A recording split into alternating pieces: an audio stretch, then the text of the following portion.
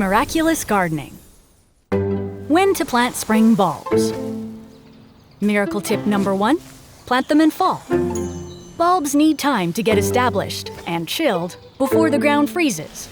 Plant them in fall and you'll have flowers in the spring. Miracle tip number 2, let your zone be your guide.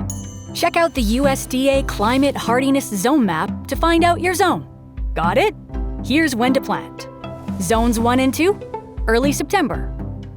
Zone 3, mid-September.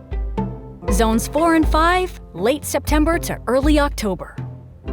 If you're in Zone 6, mid-October. Zones 7 and 8, early November. Zone 9, early December. Zone 10, mid-December. And Zone 11, late December.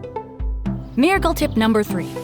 If you live in the coldest areas, put down 3 to 4 inches of hay, straw, or shredded leaves a month after planting to help keep the soil warm and protect tender bulbs from freezing temps.